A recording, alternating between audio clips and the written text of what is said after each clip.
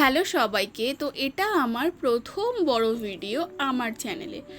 তো আজ ভাবলাম একটু পোলাও বানিয়েছিলাম, সেটাই তোমাদের সাথে শেয়ার করব। তো কিছুই না, প্রথমে গোবিন্দভোগ চালটাকে ভালো করে ধুয়ে রেখে দিয়েছিলাম। জল ঝরে যাওয়ার পর তার সামান্য নুন, রঙের জন্য হলুদ, গ্রেটেড আদা আর ঘি দিয়ে ভালো করে মেখে রেখেছিলাম। তারপর কড়াইতে সাদা তেল আর ঘি গরম করে তার ভেতর গোটা গরম মশলা, তেজপাতা আর সামান্য কাজু আর কিশমিশ ভালো করে ভেজে নিয়ে ওই ম্যারিনেট করা চালটা দিয়ে দিয়েছিলাম। চালটাকে একদম কড়কড়া করে ভেজে তার ভেতর গরম জল দিয়ে দিয়েছিলাম। আমি 2 কাপ চাল নিয়েছিলাম, তার জন্য 4 কাপ জল ব্যবহার করছি, যেটা গরম করে।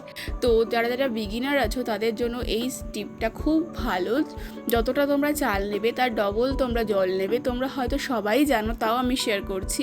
তারপর চালটা যখন চাল আর জলের রেশিওটা যখন সেম সেম হয়ে যাবে কড়াইতে, তখন একেবারে কিন্তু তোমরা গ্যাসের নবটাকে একদম কমিয়ে দেবে। তখন একেবারে স্লো হিটে কুকটা হবে।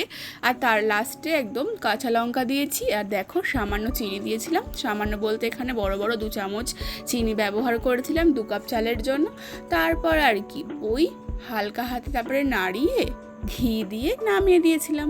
রেডি হয়ে গেছে পোলাও। আর সাথে হয়েছিল চিকেন কষা, তার সাথেই শেয়ার করেছিলাম। তো কেমন লাগলো আমার এই ভিডিওটা অবশ্যই জানিও। লাইক করতে কিন্তু ভুলো না। ভালো লাগলে কিন্তু একটা কমেন্টও করে দিও। টাটা।